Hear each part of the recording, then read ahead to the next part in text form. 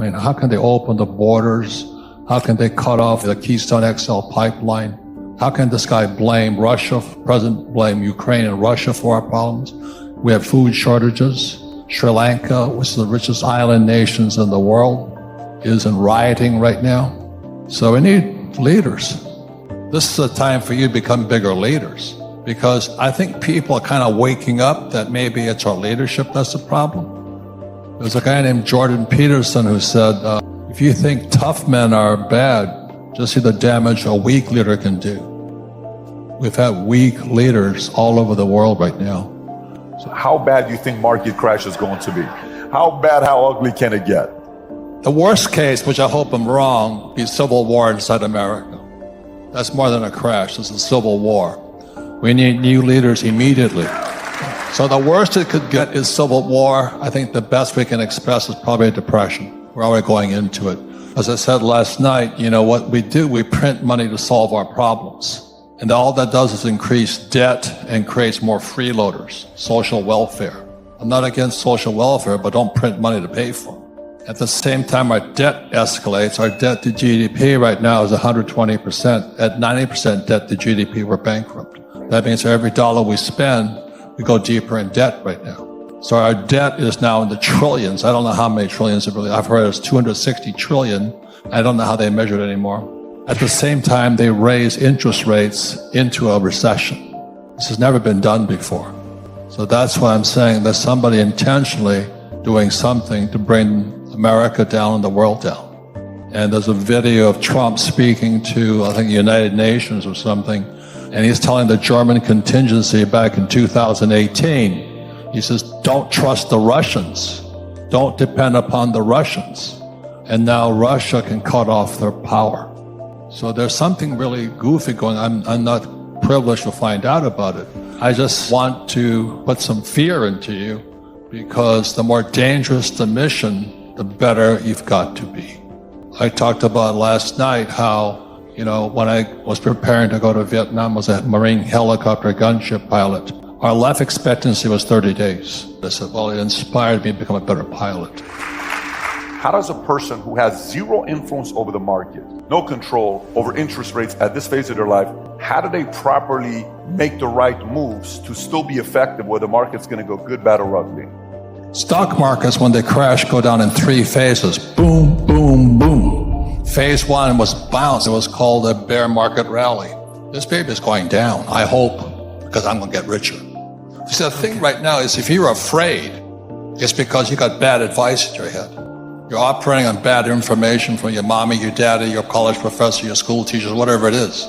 I get stimulated thinking about a crash, because I'll say it again, the tougher it is, the smarter you've got to be. And then it's your skill set. I'll tell you a quick story. When I came back from Vietnam, I said to my rich dad, I said, I want to be an entrepreneur like you. He says, well, you got to take sales lessons, 2 classes, to take real estate courses, which I did, and you have to learn how to sell. I said, I don't want to know how to sell, because my poor dad always says salesmen were scum. That was my poor dad. That's why he's a PhD. Poor, helpless, desperate. He was a great father, but he was a poor man. So finally, I kept arguing with my rich dad. I said, I don't want to learn how to sell. And finally, rich dad said to me, he says, I'm 25, 26 years old, prime of life, Marine, all this stuff. He says, how's your life, Robert? Non-existent. He says, because you can't f***ing sell.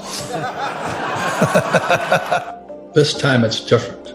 This is the new economy. We are just coming out of the longest bull run in history, 11 years.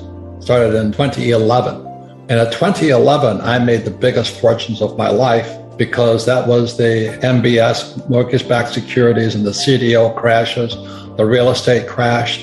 And I backed up the truck, and I borrowed $300 million to buy the best real estate all across the Southwest. This is the longest bull market in history.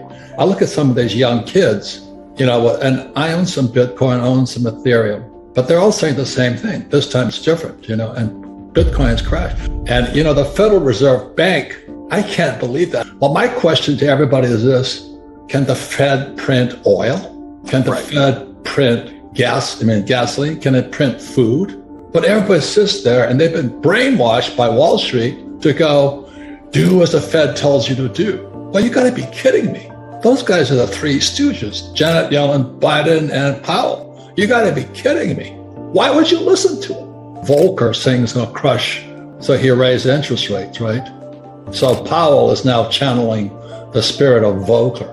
And when Volcker crushed inflation, debt to GDP was 30%. And today it's 125% if you believe the numbers. So if he channels Volcker, and the other thing about history will tell you this, there's never been a soft landing. It's more Fed talk. I've made more money in the last 3 years in my whole life. And so that's what I want to talk about with you today, is that there's other ways of looking at investing, but to think that Powell is going to save you when, as you may know, the reverse repo market is running at $2 trillion a day today. Right. $2 trillion a day. And people are listening to Powell? You got to be kidding me.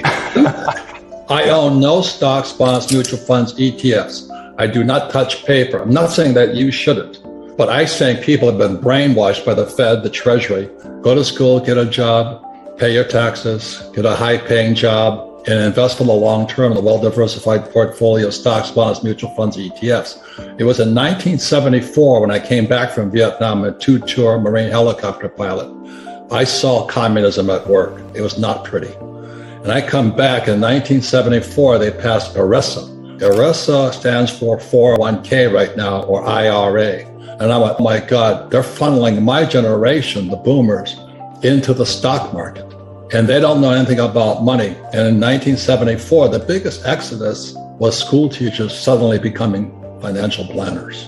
I watched it in horror. And today we have baby boomers who are hoping the stock market stays up in their 401k just as Social Security goes bust. You think that's an accident? That's all I'm saying. I'm just a Marine. I'm a dumbass Marine lieutenant. Flew the gunship, went down 3 times.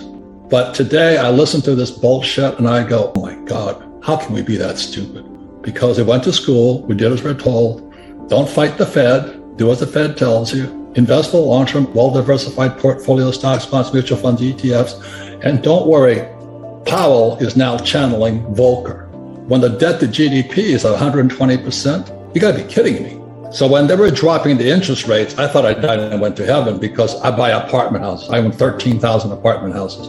Every time the Fed dropped the interest rates, it jacked the value of my properties up, but I also improved the properties and I refinance out. So today I have no money in any of my properties. 13,000 units, all throwing cash. They said in a bull market, even idiots feel smart. I'm listening to all these idiots, after 2011, the market crashed in '08 because the repo market went bad. And the repo market is the credit of Lehman Brothers and Bear Stearns was bad. So they hammered Bear. Anyway, it's a long story. My friends are all inside that world. But then when it came back out, they just started pumping money. And what they did was they kept printing more money to save a bad economy. It was already crashing again in 2011, but they kept printing money. And today we're going to pay that price. I use debt because debt is tax-free money. What I did was I rehabbed my apartment, 13,000 of them. I just kept buying more with the cash flow. And I'd refinance out as interest rates dropped. So I'm in good shape now. Then I took them, then I set all interest rates right now. So I use debt. And who's that guy who says live debt free? Well, that's his opinion. I don't do that. I don't flip houses. Remember all those guys who were flipping? So everybody flipped. No, they were stupid. When the moment you flip, you have a tax consequence. I never flip. I finance out this tax-free money. Not only that, is when I started investing, I had to invest at 12% interest rate. I like debt and I don't pay taxes because every time I borrow more money to float my properties, there's 3 types of tax breaks. I got appreciation, depreciation, and amortization. So I zero out. So my cost of money is, my tax on debt is 0.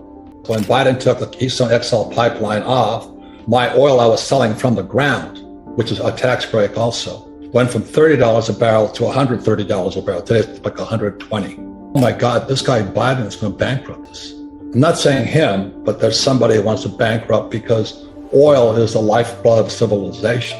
I worked for Standard Oil of California as a tanker officer when I graduated from school. I understand oil. I was on the Alaska pipeline and all this. I'm like, he's screwing us.